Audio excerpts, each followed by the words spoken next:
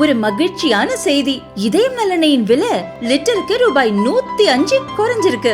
September 2023ல 1 litre இதயம் நல்லெண்ணெயின் அதிகபட்ச விலை ரூபாய் 503. ஆனா இப்ப 1 லிட்டர் இதயம் நல்லெண்ணெயின் விலை ரூபாய் 398 மட்டும்தான் தமிழ்நாட்டுல.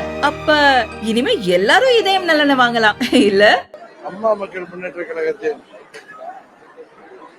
மாவட்ட நிர்வாகிகள் கூட்டம் மாயவரத்தில் இன்னைக்கு மாவட்ட செயலாளர் பாரிவள்ளல் தலைமையில் நடைபெறுகிறது. அதில் கலந்து கொள்வதற்காக வந்திருக்கிறாங்க. வேற எது இருந்தால் சொல்லுங்க.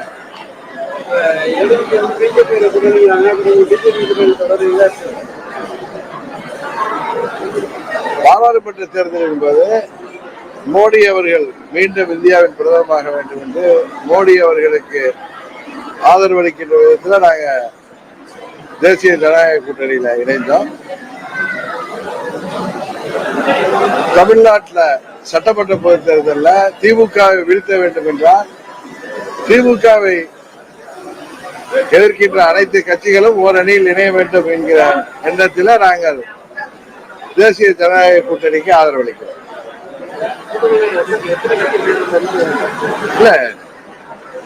இல்ல எந்த கட்சிகள்லாம் திமுகவை மக்கள் விரோத அந்த திமுக ஆட்சியை வீழ்த்த வேண்டும் என்று நினைக்கிறார்களோ அந்த கட்சிகள் எல்லாம் எங்கள் கூட்டணிக்கு வர வேண்டும் என்பதுதான் எங்களது கோரிக்கை.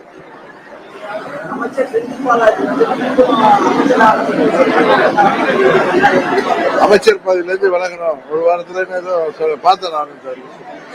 அது அவர் முடிவெடுக்கட்டும்.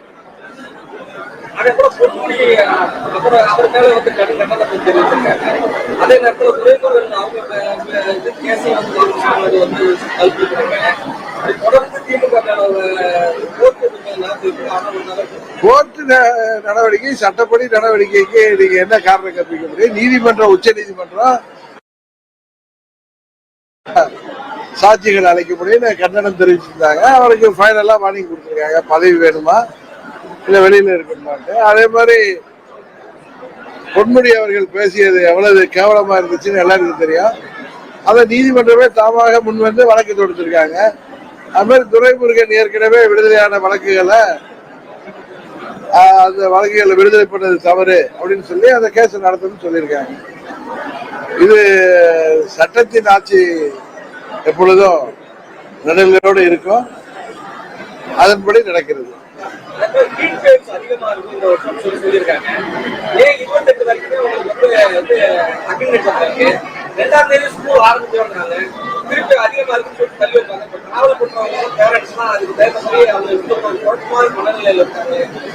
இந்த ஆட்சியில குழந்தைகளை பெற்ற பெற்றோர்கள் குழந்தைகளை பள்ளிக்கு அனுப்பவே பயப்படுகின்ற காலமா இருக்கு. ஏன்னா எங்க பார்த்தாலும் போதை மருந்து கலாச்சாரம், பட்டி தொட்டி எல்லாம் போதை சாக்லேட்டு, போதை மாத்திரைகளா, கஞ்சான்னு விற்கப்படுகிறது. சட்டம் ஒழுங்கு சந்திச்சிருக்குது. சிறு பெண் குழந்தைகள்ல இருந்து மூதாட்டிகள் வரை இன்றைக்கு பாதுகாப்பு இல்லாத சூழ்நிலை. கூலிப்படைகளின் ஆதிக்கத்தால 5000த்துக்கும் 10,000த்துக்கும் கொலை செய்கின்ற, யாரை வேணும்னாலும் கொலை செய்கின்ற நிலைமை இன்றைக்கு தமிழ்நாட்டில் நிலை பெறுகிறது. மொத்தத்தில் சட்டம் ஒழுங்கு சந்திச்சிருக்கிறது. இது போல அனைத்து தரப்பு மக்களின் கோரிக்கைகளும் தேர்தல் நேரத்தில் திமுக கொடுத்த வாக்குறுதிகளை நிறைவேற்றாமல் மக்களை 4 ஆண்டுகள் முடிய போது ஏமாற்றி வருகிறார்கள். அதனால இந்த ஆட்சி முடிவுக்கு வந்தால்தான் மக்களுக்கு நிம்மதி இருக்கும்.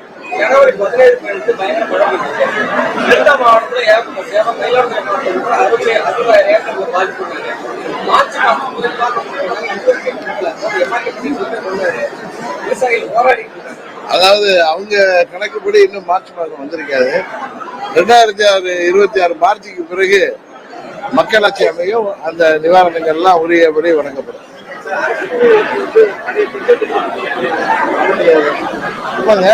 திமுக தேர்தல் வாக்குறுதினா அரசு ஊழியர்கள், ஆசிரியர்களுக்கு பழைய ஓய்வூதிய திட்டத்தை அறிவிப்போம்னு சொன்னாங்க. அதுக்காக அவர் எதிர்கட்சியா இருந்தப்ப அவர்கள் போராட்டத்தை பழனிசாமி ஆட்சியில இவர்களின் கோரிக்கைகளுக்கு ஆதரவா போராட்டம் தான் செய்தாரு. இன்றைக்கு ஆட்சி பொறுப்புக்கு வந்ததும் மக்களை எல்லோரையும் மறந்துட்டாரு. அதனால இதுக்கெல்லாம் தமிழ்நாட்டு மக்கள் சரியான பதிலடி கொடுப்பார்கள். வர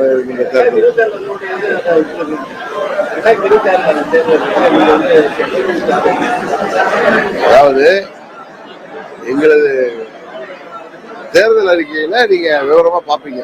2026 தேர்தல் வர்றதுக்கு 8 மாதங்கள் தான் இருக்கு. ஆனாலுமே அதிமுக ஒரு இடைவெளி இருக்கு. எங்களுக்குள்ள பங்காளி சண்டை தான் இருக்கு, வேற ஒன்றும் இல்லை அப்படின்னு. இந்த நிலையில நீங்களும் ஓபிஎஸ் அவர்களும் இபிஎஸ் அவர்களும் சேர்றது ஒரு நட்பு இலக்கும் வெளியில தெரியுது. உங்க மேல வழக்கு வந்து வாபஸ் வாங்கினது தெரியுது. ஆனாலும் அந்த கூட்டணிக்குள்ள ஓபிஎஸ் அவர்கள் வர்றது கொஞ்சம் தாமதம் ஆகிற மாதிரி தெரியுது. இல்ல, அதாவது இன்னைக்கு திண்டுக்கல்ல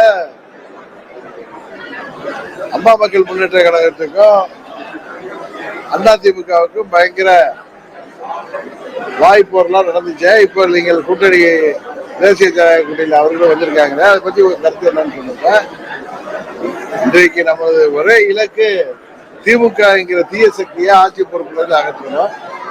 அதற்கு எல்லாரும் திமுக இருக்கின்ற எல்லா கட்சிகளும் ஒரு அணியில திரள்கிறோம். அதன்படிதான் நாங்க சேர்ந்திருக்கோம். அதனால சொன்ன எங்க பழைய பங்காளிகளுக்கு எங்களுக்கு உள்ள சண்டையெல்லாம் இப்ப ஓரமா வச்சுட்டு தேர்தல் முடிந்ததுக்கு அப்புறம் அதெல்லாம் தொடரலாம். காலங்கள் குறைவு இருக்கு. ஆனாலுமே நம்ம வந்து ஒன்றிணைந்து 2026க்குள்ள செயல்பட்டு முடியும். தேர்தல் நேரத்துல எல்லாமே சரியா வந்துடும். நீங்க எதிர்பார்க்கிற மாதிரி திரு ஓபிஎஸ் ஒன்றும் எங்கேயும் ஒதுக்கப்படல. அவருக்கான இடம் அப்படியே தான் இருக்கு. அவர் வந்து என்றைக்கும் எங்களால் கைவிடப்பட மாட்டார். திமுக இந்தியா கூட்டணியில ஒரு சலசலப்பு இருக்கு. ஒவ்வொரு கூட்டணியும் இன்னும் உறுதி ஆகல அப்படின்றதும் சமீபத்தில் திருமாவளவன் ஒரு ஸ்டேட்மெண்ட் கொடுக்குறாரு. திமுகவை நம்பி விசிக இல்ல அப்படின்றத சொல்றாரு. சோ இது திமுகவை நம்பி விசிக விலகிற மாதிரி இல்ல. நண்பது திருமாவளவன் டெய்லி ஒரு ஸ்டேட்மெண்ட் கொடுத்துருக்காரு. அவருக்கே நேற்று என்ன கொடுத்தாரு, இன்னைக்கு என்ன கொடுக்குறாருன்னு அவருக்கு தெரியுதா இல்ல பார்ப்பவர்களுக்கு அது குழப்பத்தை ஏற்படுத்துறது தெரியல. நேற்று கூட சொன்னாரு, மத்திய உள்துறை அமைச்சர் இந்த காஷ்மீர் படுகொலைக்கு பொறுப்பேற்று விலகினாங்க. நம்ம அருகில இருக்கிற விழுப்புரத்துல கள்ளச்சாராயத்தை குடித்து 66 பேர் திமுக ஆட்சியில, அதுவும் அவர் யாருக்காக போராடுறாரோ அந்த பட்டியலின மக்கள் இறந்திருக்காங்க. அதுக்காக அப்ப ஒரு முதலமைச்சர் பதவி விலகுன்னு சொல்லல.